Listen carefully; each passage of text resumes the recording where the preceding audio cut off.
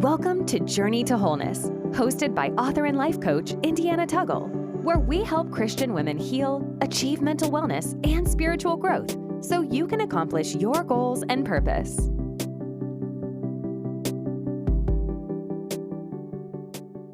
Welcome to Journey to Wholeness. My name is Indiana Tuggle. I am your host. I am an author. I am a speaker. I am the owner of Indie Rights. And Journey to Wholeness is a podcast where we like to come together to help women to walk in wholeness in every area of their lives by sharing our testimonies, our strategies, our faith, our process in how we actually healed and grew in Christ on our journey and actually discovered our purpose and walking out that thing with God on a daily basis. So if you've been watching me for this month we have been talking about our faith and our finances. And tonight I have another phenomenal guest with me. I have Ericka Neville, who is a licensed financial advisor, woman of faith, and the heart behind Plan Resuscitation program. So with that being said, I'm going to allow her to introduce herself. All righty. Good evening, Indiana, and to everyone watching. As Indiana mentioned, I am Ericka Neville, a licensed financial advisor. I have been a financial educator for over 20 years, and my niche is just helping women, just like myself, who's lived life. And so that's my mission, to be able to help women to live their life and live it to the fullest. Absolutely.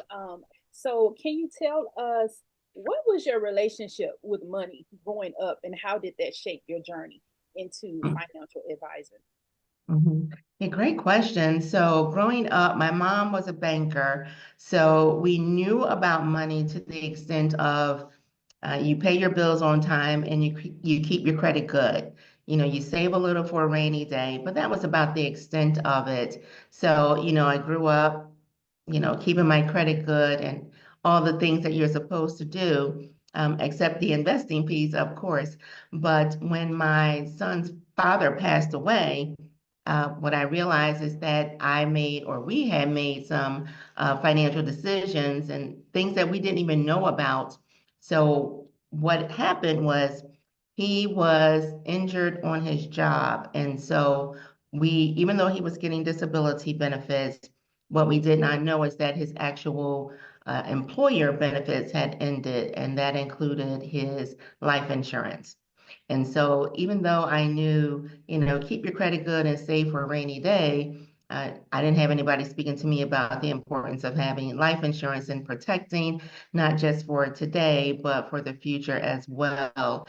And so that's what got my juices flowing in regards to the journey of educating women, specifically those with young children, because my son was 6 at the time, the importance of having life insurance, the importance of knowing where the money is, if they're, whether you are married or not married, but just knowing where the finances lie so that you're not in a lurch. You don't have to file bankruptcy. You don't have to worry about where you're going to live. So that's my history with finances. And even with my son getting Social Security survivors benefits, I just spent it on him. Whatever he wanted, I got it for him because I didn't have anybody saying, you know what, save a portion and spend the rest. So it's a hard lesson to learn, but it's my mission right now to just speak to women about the importance of all those pieces that come together. Absolutely. I often think about how we live our lives so much in a reactive state. When something happens, then we react, and it kind of awakens us to a lot of unpreparedness that we have in our day-to-day lives and our day-to-day routines. I think about now my insurance is on my job as well, but you really don't think about what's going to happen, if that job ends, right? Or if they happen to have a layoff, because we're in a time such as this, right? Where a layoff is possible, injury is possible. Like you just mentioned, anything can happen to where that job may not no longer be your source of, I would say, comfort or sustainability. And we don't like to Mhm. think about that. We don't like to think that death is, even though we know death is going to happen, we're going to die, none of us are immortal. But at the same time, it's like, because we refuse to talk about it and prepare for it, it's like we are in default saying it ain't gonna happen.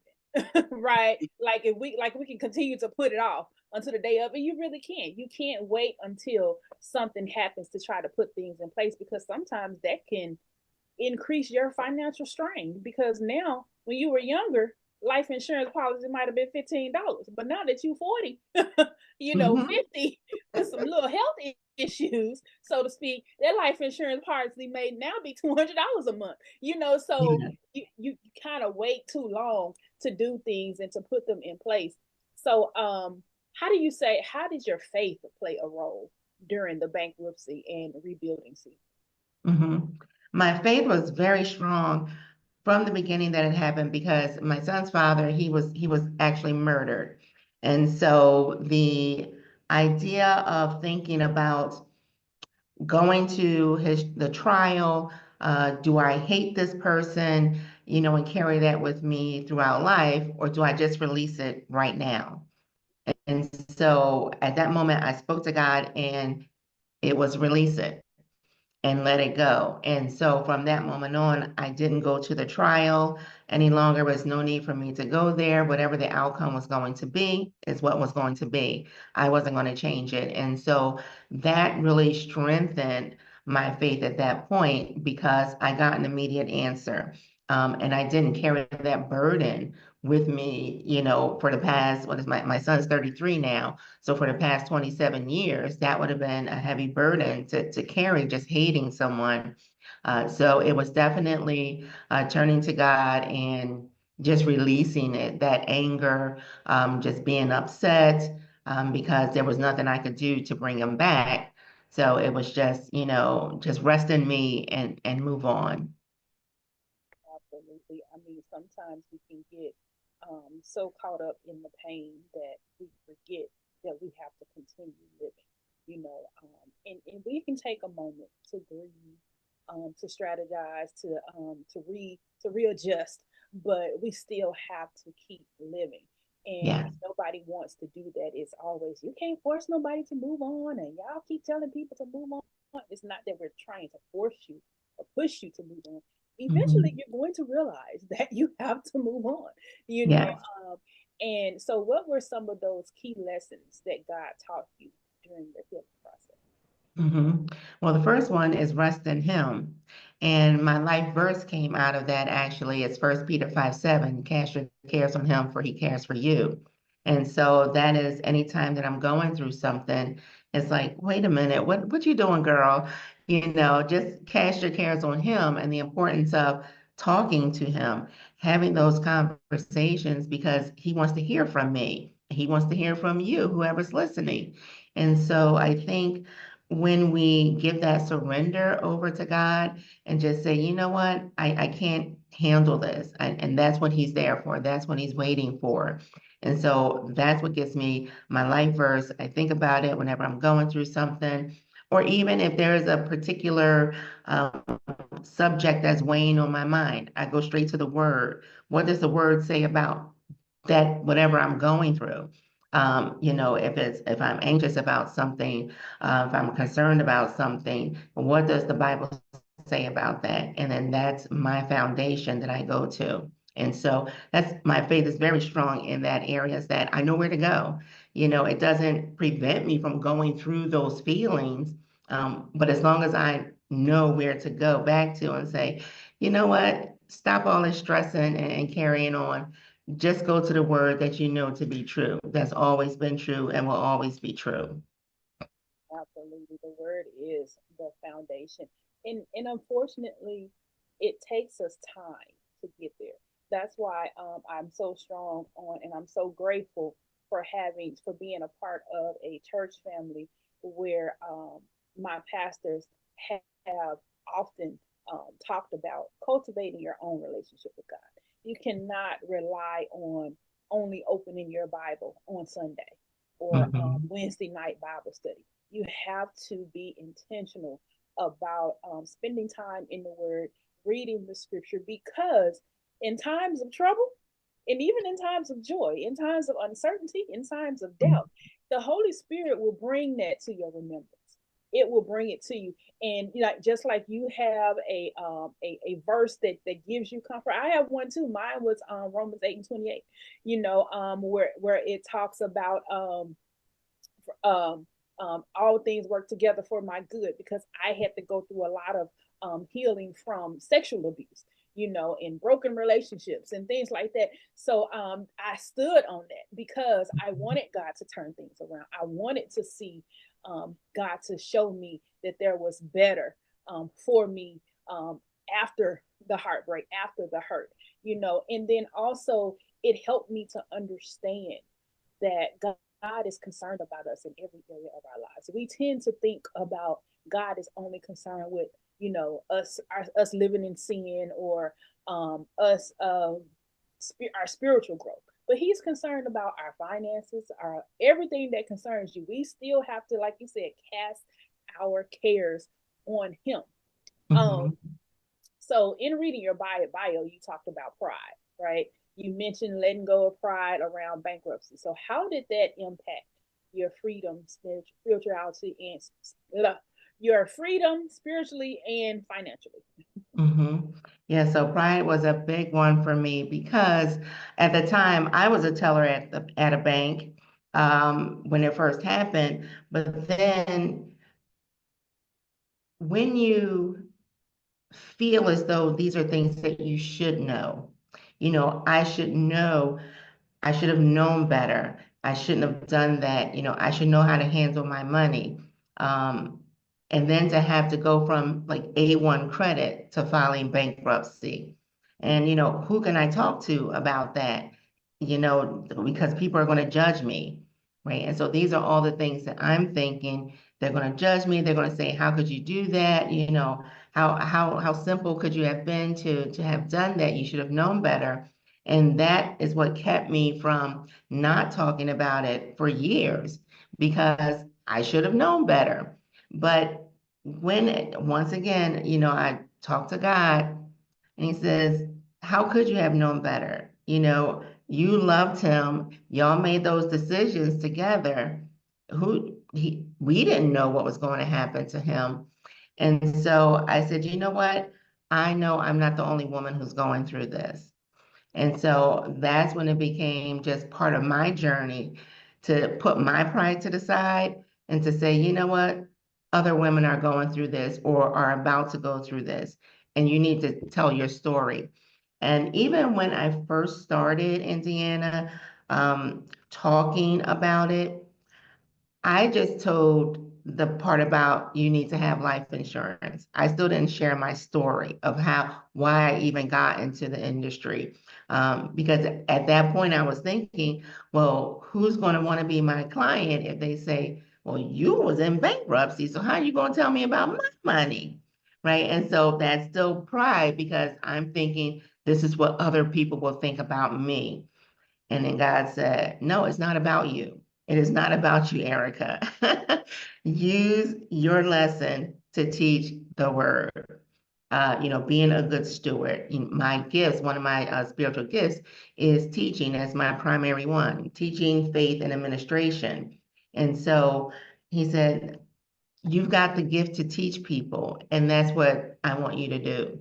And so I slowly but surely started sharing my story. And then I had so many women saying, I resonated with that. This is what is happening to me. This is what I had to go through. And so that's allowed me to be able to say, you know what, Ericka, it's not about you. You're actually helping women. And yeah, so that's as I just continue to share the story, I just became more comfortable with it. I remember when I filed bankruptcy years ago in my early 20s. And I filed it out of ignorance because I didn't think I had any other options, right? Somebody was this company that I owed something to was trying to garnish my check almost half of what I was bringing home. So it was like out of panic. I'm like, okay, I need to Mhm. file bankruptcy. But looking back on it, I didn't even have no debt. I didn't even have $10,000 in debt.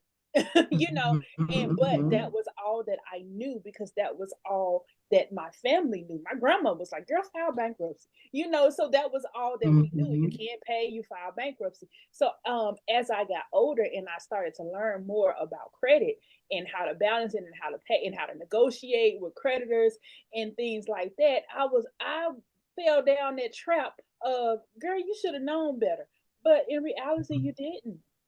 The Bible Exactly. says for lack of knowledge, my people perish. But we don't think about it in that way. Nobody talks about the part of the healing process that we go through when you started blaming yourself. And that hinders you even further because you in this blame, and once you get the revelation that I can do better, I can do this, I can do that, then you go down this pipe of dang, because the revelation sometimes be so simple.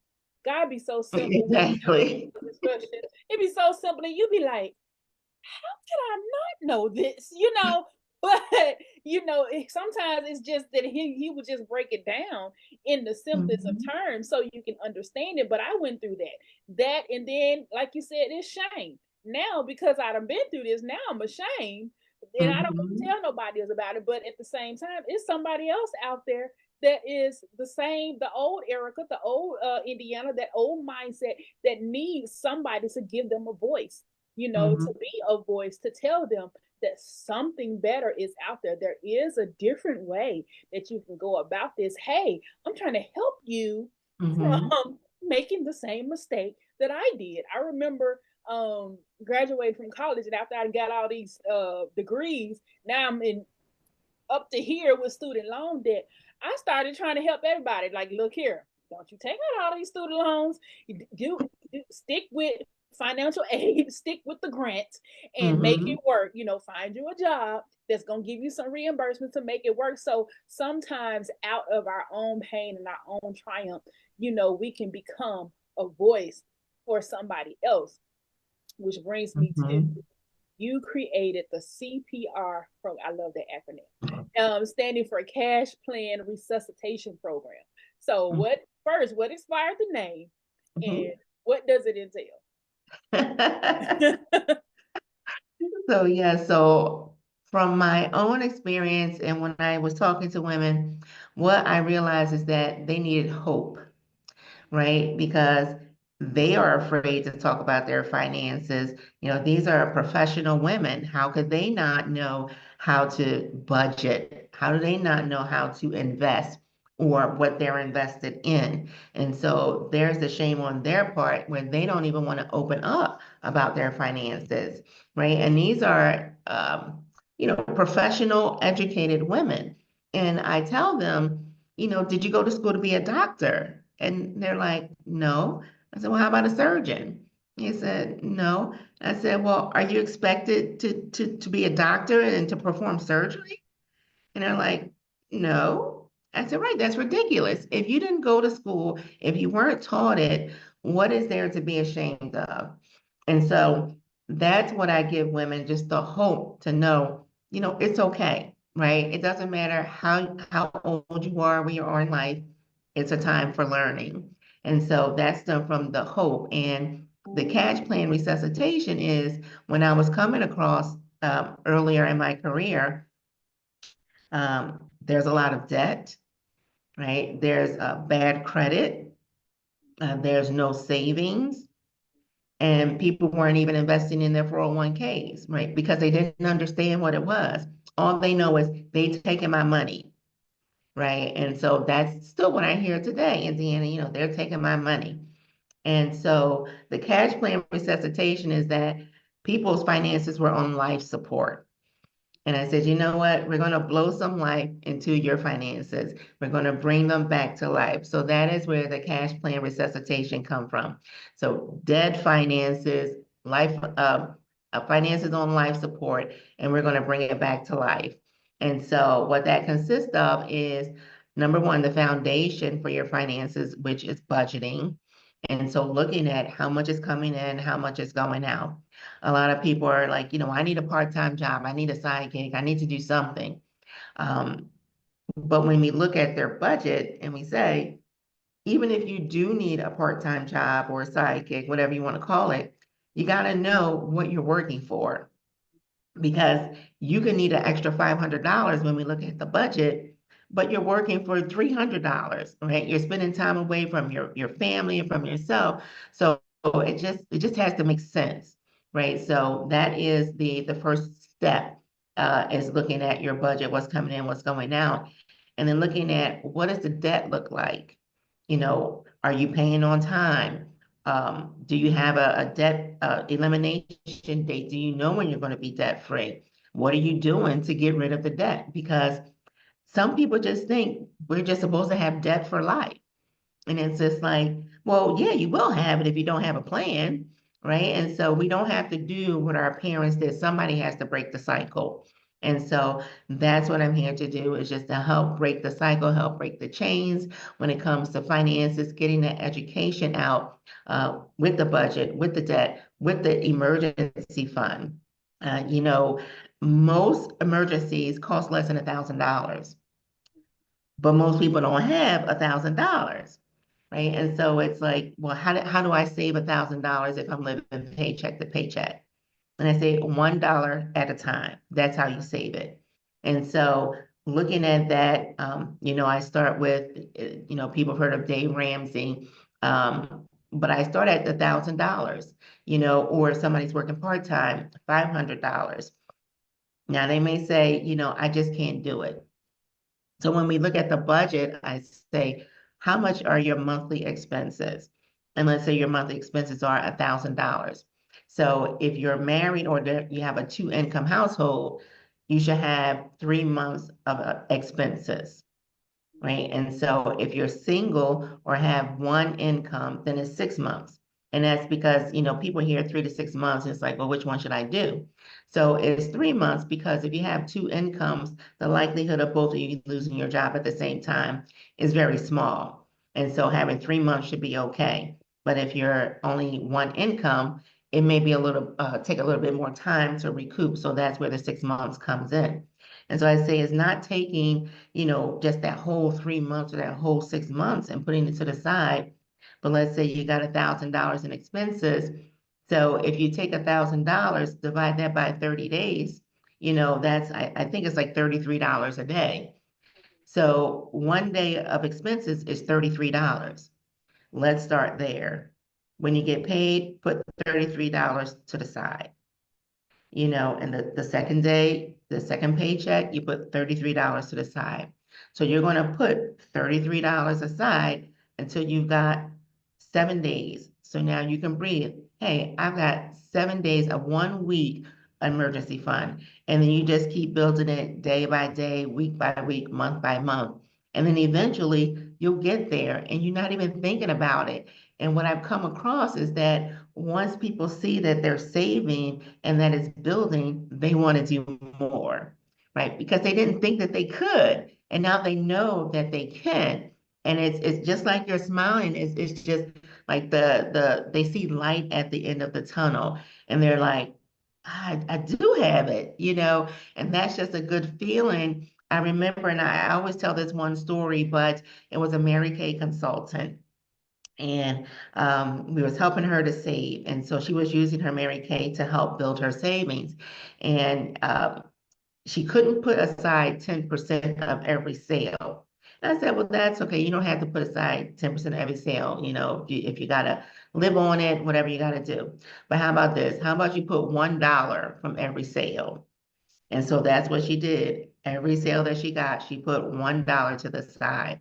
She had an emergency with her car that cost about $300, almost $400. She was able to take the $1 savings sale by sale and use that to cover that emergency. And so, like, to me, that's an awesome story, because you don't have to do 10%, even $1, just continue to build time over time over time, and you're not touching it. it helps when emergency comes. And so, if there's anybody who is doing Mary Kay or, Avon, Tupperware, any of those things, and you have to live off of those sales, $1 per sale, put it to the side and watch it build. Yeah, I started smiling because I'm one of those people to where when I first started saving years ago, I struggled to put $25 out of each paycheck. I would put it in there, but I would go back and get it, or Mm-hmm, something like that. So to finally get to a point where you can actually save and not touch it, I've learned that I am an out of sight, out of mind person. My mm-hmm, savings account is completely in a whole nother bank um from my expense account where I actually pay all of my bills and stuff out of, because I can't see it. And then I put money into my savings from my payroll check. So mm-hmm, if I get an increase on the job, I increase my savings. What's going into my savings? So that I can't even see it. Right? I don't mm-hmm, even see it. Now I'll go check it, every now and again, because you have to see it, but to see your savings growing, it's mm-hmm, such an amazing feeling. I'm at a point now that I don't even want to spend it. I have one account that's for savings, then I got one account that's for household emergencies, then I got one account that's for vacations. And I'm like, Eddie, you saving this money for vacation, but you ain't took no vacation. What's the problem? And so now I'm like, but I don't want to spend it. I don't want to. I'm trying to get double that, so when I take a vacation, I won't use it all. So it's always something else that I tend to add on to it. But it's funny because I am enjoying how I am learning to save, and actually enjoying how I am discovering um, ways to save. Right, mm-hmm. because when you start looking at your finances and looking at where money goes, and money coming in and money going out, I realized I was eating up all my money because I Mm-hmm. like to eat.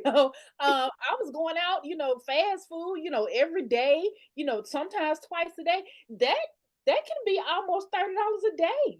Yes, it can Depending be. on where you're going, and so I started have to look at them like, Indy, why are you spending $400 or $500 a month on food? Now this is not grocery shopping food. This is Yeah. dining out food. What's the problem, girl? Why are you doing all this? So I'm like, do you know what you can do with that $400 a month? Because my Mm-hmm. bank account, I categorize my expenses, so it tallies and it tells me this is what you spent on groceries, this is what you Mm-hmm. spent on dining out, this is what you spent on shopping. So I have it all. This is what you spent on bills, and I'm like, ooh, because my bills is only like 50% of my income. So where the Mm-hmm. rest of it going? If you're not saving, where the rest of it going? So it's Mm-hmm. like it's a beautiful thing at the same time, but sometimes I can understand, kind of like the old proverbs say, that you can't, what is it? You can't teach a man to fish when he's hungry or something like that. So to me, when somebody is struggling financially and they're telling themselves that they're living from check to check, it's hard to tell them you need to learn how to save. Mm-hmm. So what do you start? How do you begin to break that mindset? I would say, over somebody to be able to see that they can do it, and then so that they'll come back to you, because sometimes you might only get one conversation. They're like, "No, nah, girl, you tripping." But you want them to come back, so you can help them to see that they can do it. Mm-hmm. Yep, absolutely. And you just dropped so many nuggets, you don't even know how many nuggets you dropped right there. But before I answer your question, I would just say, it's a wonderful thing that you mentioned, like your different savings buckets. Mm-hmm. Right? You have your savings for vacation, your savings, for the household, and that's one thing. People who own a house, they don't have that house account, right? The toilet overflows, the pipe bursts. Things happen when you own a house, and when you have those little accounts, a little bit over a long period of time. When those things come up, you're just like, oh, okay, no big deal, right? And the stress goes away. And so, I just love the fact that you're doing that. Absolutely. And so when I'm working with people who, say, I don't have it, I'm living paycheck to paycheck, there's no way that I can do it. Part of my initial conversation with them is finding out what it is that they want, right? And so talking about the goals and the dreams, what are you trying to get to? And they're like, well, I want to get out of debt. Okay, that's good, but why do you want to get out of debt? Because we're not working just to get you out of debt. There's got to be a goal on the end of it, Right. right? And so once we start peeling back the layers and their eyes are open, and it's like the goal is not just to get out of debt. The goal is you want to spend some quality time. You want to take your grandchildren to Disney World. You just want to retire early, or you want to, hang with your girlfriends without, worrying about the cost of things. And so it's never the first question that's answered, because that's an easy one. Oh, yeah, I want to save, X amount of dollars. Well, why do you want to save that much?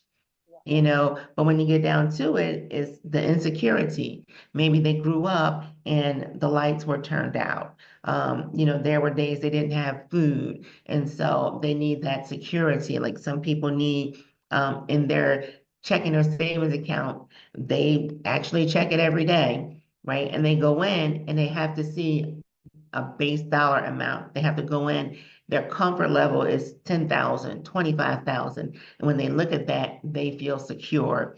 And so that's part of my goal, is to just peel back kind of the onion layers to say, what is it that you're really seeking? And sometimes they don't even know what they're seeking, right? And so once we peel through all of that, then they're able to see, based on my conversation, and I make my recommendations. Let's start here. Let's start with this one. We're not going to tackle them all at one time, but let's work on this one.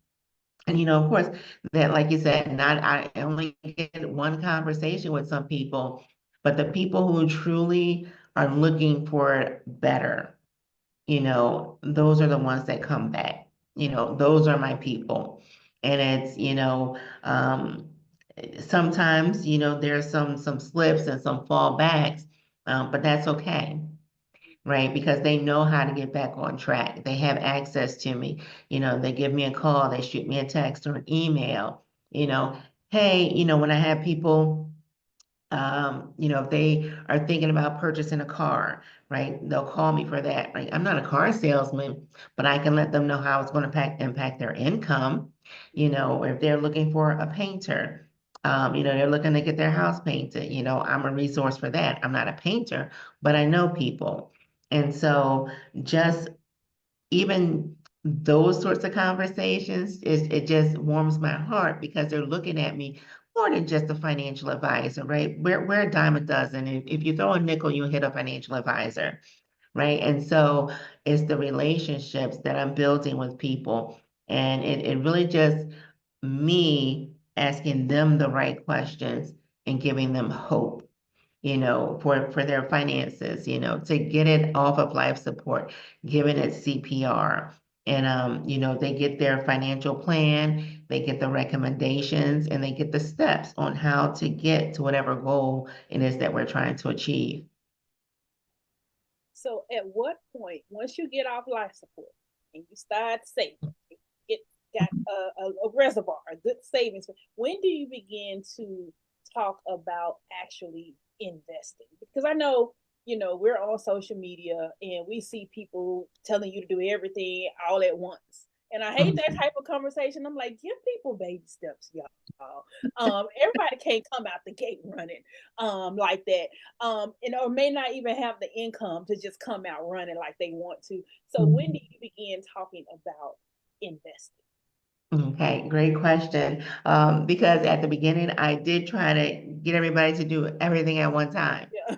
and it blew up in my face, right? Because it's too much when you're going from no organization to organization, and Yes. it's still chaotic because they've never done it before, and now they're looking at all my money is going out, right? And it's funny because I'm like, you see exactly where your money is going, but to them, it's just different, and now it's just going. And so, looking at the finances, pulling it all together, having those conversations, and then once, because 2 months in the bank is what I tell them. Initially, put 2 months in the bank. And then the third or the fourth, fifth, and sixth months, those are going to be invested, right? So investing does not come until there's at least 2 months.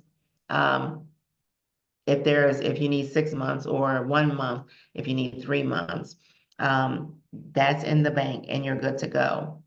After that, then the investing conversation comes. Now that's personal investing. If they have a 401k or any retirement plan through their workplace, then I work with them with that as well. Are they maximizing it? Are they in the right vehicle?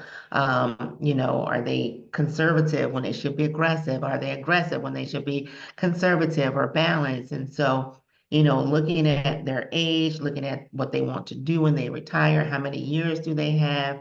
And so when it comes to investing, I'm looking at making sure that they maximize. Are they getting all the free money that they can? I have people who, like the job will match up to 5%, and they're only putting in 3%. And I'm like, well, why aren't you putting in 5%? You have the funds to do it. But it's just that fear, right? It says we don't know how to invest, so we don't want to lose our money. And I said, well, with investing, right, I can tell you 100% it's going to go up and it's going to go down. We just don't know when, right? But it's best to just always be in it, just going through the flows and knowing how you should be invested at that particular point in your life. And so that's how I get into the investing. So first, get your emergency 1 or 2 months in the bank, easy access, and then we start to invest. And then there's a strategy that I use when it comes to investing those additional funds. It's so scary though. I'm with them. It's like when it comes to investing, you only want to see your money grow. You don't want to see no decrease. Mhm, mhm, Because then you're gonna be like, oh Lord, I'm about to lose my money, or something like that. And then you think about how long it took you to save it, and all of that. So that's where I am now. I'm like, I don't know if I want to trust somebody else with my money. I don't know what to invest in. Maybe I'll try and get myself a little bit more educated before I mhm, just go put money in it. But I do put my savings in like a high yield savings account. I'm like, at least that's the least I can do while I'm still mhm. contemplating, Yeah. is to put it there to where it can grow a little bit each month. But let's circle the block and talk about life insurance. So why do you believe that life insurance is such an important part of protecting our families, especially for single mothers or Mhm. those with minor children? Yes, indeed, because I've lived it. Right? I've gone through the not having life insurance and how it can impact the family financially, um, coupled with no education, right? And so for me, that's why it's very important. That is outside of the budget, that you can do as much planning as you want to, but if a death comes from the breadwinner, and people even think that, stay-at-home parents, they don't need life insurance because they don't have income, but the income lies in all that they do in the house. If they're not watching the children, you've got to pay somebody to watch the children, to babysit, to take them back and forth to school, to clean the house while that other person continues to work. So there's monetary value in if there's a two parent household and both of those people, but especially if you're a single parent, because if you don't have life insurance, what's going to happen to your child? Who's going to be responsible for paying for your child? Most of the time, in an African American community, it's like, oh, grandma, grandpa will take care of them. Well, they've retired, they're living their life. Maybe it's just Social Security. Maybe they were able to get a little bit of extra, but they weren't planning on taking care of a child, right? And so I tell people, if you look at your finances and you're living paycheck to paycheck, you need life insurance, right? Because if that money is gone, if you were that tight and that money is gone, your household is devastated financially. Um, move out of your house, you lose your house, you lose your car, you just go through a lot of financial instability. And so that's why, to me, definitely, if you don't have the funds or you're living paycheck to paycheck, you need life insurance. And for some people, they don't need life insurance, right? They can be self-insured because they have the funds to cover their funeral. Maybe their children are grown, maybe they have no children, and so it really that's I would say a smaller portion of the clients that I work with, but most of them will need some amount of life insurance just to have that safety net, that protection. Because I tell everybody, nobody's getting out of this thing alive, right? And so I'm here to put the fun in funeral. And so I said, when you have it, um, make sure you have a will. Make sure that you're talking to people about your funeral. I want to plan my own funeral, right? I don't want somebody else planning it for me. I had one person, when I talked about the fun and funeral, he pulled out a picture when he was a child, and it was a baseball card. And he said, I want this picture, in my obituary. And I said, oh, that's great. I said, but who did you tell? He says, I didn't tell anybody. And I said, well, who will know that you want that picture? And so I said, you have to tell people what it is that you want. And so you can still be in charge of it, putting the fun in funeral, making sure that nobody's going into debt because of the funeral, make sure that nobody's doing a GoFundMe account. So most times people don't buy insurance because they don't understand it. They think it's too expensive, or they just haven't gotten around to it, right? So we don't know the time, the day, nor the hour. So the time is now. I tell people the time is now to take care of your finances, to take care of your family, to get things all in order. Have a will, have a power of attorney. Make sure you have beneficiaries on everything that you can have a beneficiary on. Bank accounts, a transfer on death account. Most people don't realize that even if you're married, if the account is just in that one person's name, you just can't go in and say, give me the money, right? You have to go through court. You have to be the executor, executrix, administrator. So, get the will in place. That's the least we can do for our family members, to take care of that so that they don't have to spend hours and thousands of dollars in court trying to sort that all out. So, love your family and do things right up front. Right, right. I think about putting adding beneficiaries to your account is the least you Mhm. can do. And my mom, she had health issues, throughout her life. So the least she did was get burial insurance. If all she could Mhm. afford was $10,000, $15,000 for burial and funeral expenses, hey, mama, thank you. Mhm. Because to me, that's the least you can do. Like you said, you don't want anybody having to do GoFundMe and fish fries and all of this Mhm. to help pay for your funeral expenses. And even with people who have the health issues, sometimes that's pretty much all you can get. So you have to, like you said, Mhm. make concessions in other areas. Having a will. I have a friend who went through cancer, and she's thinking about that. She can afford it. So I don't know what she decided to do, but one of the things that I was telling her about was that you could actually pay for your funeral expenses now. Mhm. You have the income, you have it. She has businesses and all of that. So I'm like, on the other aspects of it, your family is gonna be fine. But your funeral expenses, whenever that may be, you can go ahead and start, paying for that now so that you don't Mhm. have to worry about it. She's one of those people. I really wouldn't say nobody needs life insurance, but when people are financially stable, financially well off, they could do those things like that. And like you mentioned, they may not have to have, this policy, but you still have to plan it. You still have to Exactly. sit down with your spouse, with your family, and actually plan, hey, if something happens to me, this is what we're doing. We're gonna have this. This is what this is. What that is. Because I appreciate my mother. She had a shoebox full of Yes. everything. This is where my policy is. You are on this as this and this and the other, and this is how you go. And everything was literally taken care of. Only thing we had to pay for my mom was her tombstone. But other Mm-hmm. than that, everything was taken care of. And I really, really appreciated that we didn't have to worry about that and stress, because when my mom died, I was unemployed. Mm-hmm. Right.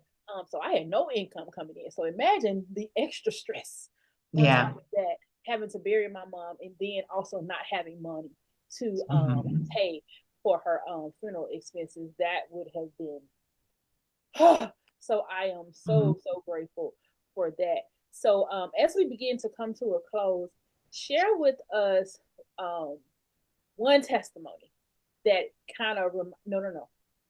How did you know that finances was your purpose rather than just something you learned to help yourself?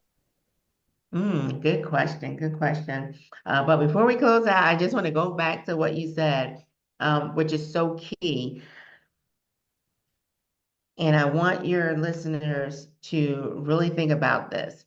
When it comes to beneficiaries, when it comes to assets, when it comes to anything, let your beneficiaries know that they are your beneficiaries.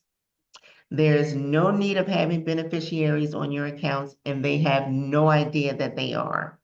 There are millions, if not trillions of dollars in insurance companies, in banks, financial institutions, because people do not know that they were beneficiaries. And I tell people, just because you talk about it, don't mean you're going to die tomorrow. If you did die tomorrow, you was going to die anyway. So talk about it. Tell people that they are your beneficiaries. Give them the phone numbers. Hey, I'm at this bank. I got this insurance. Let them know so that when something goes down, they got a person to call. They know where to go. So definitely for that. And in regards to me knowing that it wasn't just for me helping, and it was me, that this is my God-given mission, is back when I started to talk about the need to have life insurance. I was talking at churches, recreation centers, just wherever it is that I can go to get the word out.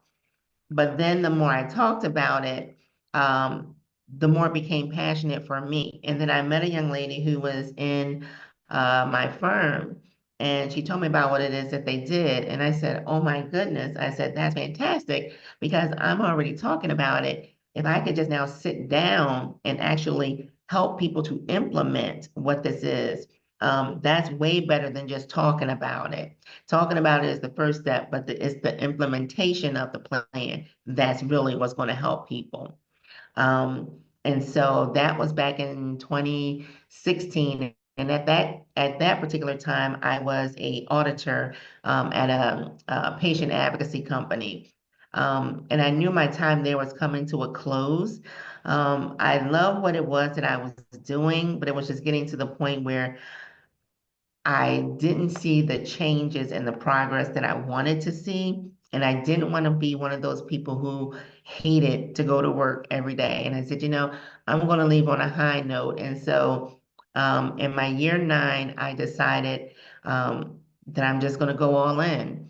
And so for that 1 year, from year 9 to year 10, I saved, put to the side. And when year 10 came, I said, thank you all for the time here. And, I just went full time into the business. And so, that's when I knew that it was a mission. It wasn't just, me out there talking to people, but it is something that they have to know. So they don't have to go through what I went through. And so that's what I love, what I get to do every single day. Awesome. That's amazing. I didn't recognize that healing was part of my purpose until I, number one, started to get the feedback and started to get the testimonies of how, my testimony impacted people. Um, Mm-hmm. because when I initially started my healing process, I was just trying to find my own happiness. I wasn't trying to help nobody else. I was just, Mm-hmm. trying to find my own happiness, and get out of this mindset that somebody else had to make me happy. I was like, I got to be my own rescue, Mm-hmm. But going through that and then actually seeing how people was resonating with my story, resonating with my testimony, and then number two, as I continued on the journey in healing and all of that, I started to see that some things that I thought I was healing from, it wasn't for me.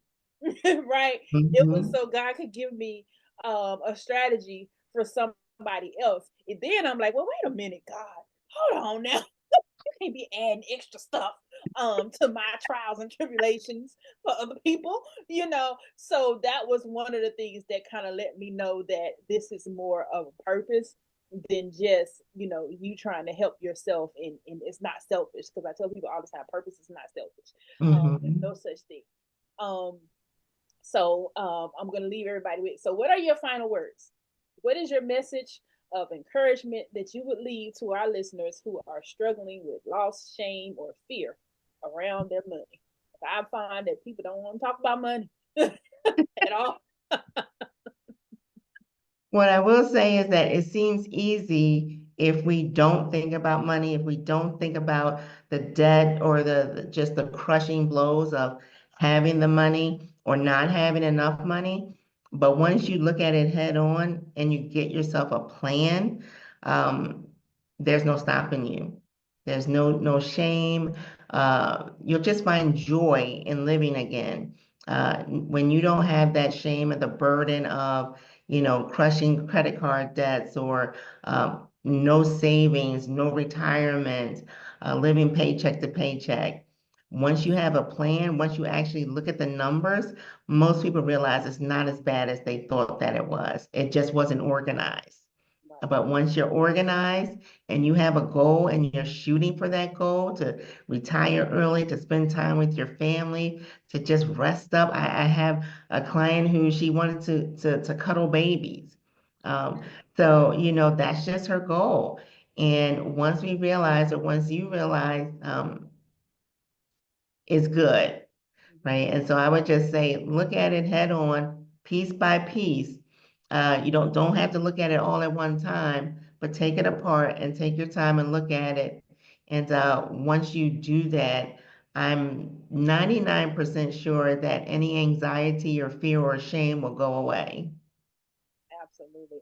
I would have to second that, and say you can't continue to sweep it under the rug. It's not going. Mhm. And what I've learned is we love to pray, Lord, give me increase, enlarge my territory. But it starts with stewardship. Yes. You can't expect God to give you increase if you're not stewarding what He already has given you. So Hmm. you have to look at it. It's kind of, you can't ignore creditors and think they're gonna go away. No, they ain't going away. They going to a collection agency. They going to the courthouse so they can garnish your check. That's where they going. They might stop calling you, but they going to the Exactly. lawyer. They going Hmm. to somebody else. So you cannot continue to sweep it under the rug. You have to end up facing it head on. Hmm. If you do find that you are paycheck to paycheck and you need to get some breather and you need to, get you a second job, like you said, have a plan for that. Don't just be working and then you increasing your expenses because now you got some more income coming in. That was the And one thing eating I out did. more. As I increased, every time I got a raise, I needed something else. Now I need I go open a furniture account. Now I need a new vehicle, and I'm like, really? What's wrong with what you had? You can't continue to increase every time you get an increase. Some Mhm. things you will because you just couldn't afford it, but it might become a necessity. But don't plan to spend all your money all the time. Mhm. And that was one of the things that I learned growing up. Money was we never had enough. So whenever you had enough, you had so much that you had to do with it that you end up being back broke because it went out every Mhm. different way. So that's what I would leave with people is that you have to face it. You cannot continue to run from it, to not talk about it because you seen it. You Mhm. seeing your paycheck going, and just saying I need more money is not always the answer. Sometimes you need It's never the answer. You Right? need a Sometimes plan. you need to sit down and look at what you're doing with what you do have. Start with what you do have first Mhm. before you get to thinking you need more. You have to know where you're beginning before you can know where you are going or where you want to go. Yes, indeed. Yes, indeed. And you mentioned something earlier about you saw where your money was going. I just wanted to say before we close up, but that is the number one biggest expense that people have in their budget, and that is dining out in restaurants, entertainment. Most people think that they're spending $100 or $200 a month, but it's really five, six, seven, $800 a month. Door dashing, that's included too. So just, anybody's budgeting, look at that number, and that's where you'll see the bulk of your money probably goes outside of bills. Hmm. I didn't see it until I actually, my bank has a built in financial budgeting software where you can categorize your expenses. And I didn't see it until I started doing that. Mm. I didn't see. I was like one of those people. I ain't spending. I'm only going out to eat on the weekends. Then look, them going during the week, spending $5, $10. That ain't nothing. That's not adding up. I thought I was spending like $100, $150 a Mhm. month. No, Andy, it was more like $200 a week. You Yep, were spending, and I was like, oh my god. it's eye-opening. And I was like, oh my God, I am literally eating my money. And I was like, God help me. So I really started to be more intentional. It took a minute. It still Mhm, takes a minute. mhm, There are some months where it still get up there, mhm, because I'm an emotional eater. But I feel like as long as I'm aware of it now, I can adjust. And so now I'm more yes. into trying to adjust and trying to set first I set a budget, trying to Mhm, that okay, don't go over this amount. If you go over this amount, you're gonna have to eat at the house. Or something like that. You're gonna have to stay at mhm. home. Or something like that. But putting in a plan so that you can stick to the budget. And for some reason, sticking to a budget, we feel like we're depriving ourselves. It's freedom. I look at it as Right. freedom. We feel You like know what you got and spend as much as you want of it. we feel like I'm an adult. I can do what I want to do. I can buy what I want to buy. But then you don't realize that 6 months down the line, you're gonna eat them words because now Exactly. an expense them came up, and now you having to scrounge and beg and borrow and plead, for things like that. And that's not a good feeling. It is an amazing feeling that when something comes up that you can pay for it Yes. and you ain't got to borrow it from somebody or go to a check advance place to get check advance and pay all this interest on money that you really ain't Hmm. got. So it's amazing. Even Exactly. though sometimes you feel like as soon as I save some money, I gotta spend it because an emergency come up. Sometimes it be like that because the enemy is busy. Hmm. But Hmm. it's still a wonderful feeling to have it, right? Yes. Because that is technically what it's for. And we have to Hmm. remember that. I thank you so much, Ericka, for sitting down Thank with me tonight and you. having so much fun on these conversations. Because I'm not a financial person. I just try to do what I can do. But I wanted to have these conversations because financial healing and your financial well-being is a big part of everything. And sometimes it could be the domino that knocks down everything else. If your finances not right, you ain't right spiritually. You don't want breakfast. Mhm. You don't want to do nothing. You're not right mentally. You're not right emotionally. Mhm. It just knocks down everything else, and all areas of healing have that domino effect. When you off in one, it throws all of them off. So Yeah. my goal has always been to look for balance, and I did them one at a time. You know, Hmm. this is not a life is not a race. I don't care what nobody says. Nobody is gonna have it all together. When you do have it all Exactly. together, you probably on your way going home to Jesus. that's just that's just me. So as long as I'm here and making mistakes, I have I can course correct and I can get on track That's and true. know that God still has me in the palm of his hand. So I'm Yes, not it looking for does. perfection. I'm just trying to progress and to Hmm. make today better than yesterday. That is my Absolutely. goal. So I appreciate everyone for listening. Those of you who are going to watch the replay, I hope this blesses you so much.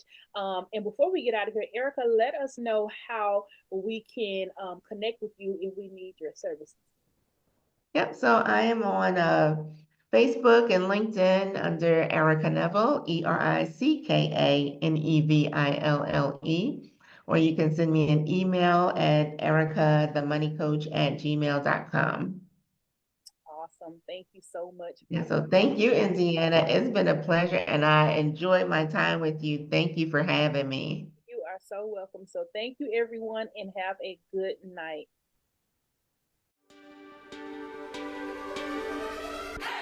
You have been listening to Journey to Wholeness, brought to you by Indy Writes, a spiritual growth and development company that helps you write your way to success and wholeness in every area of your life.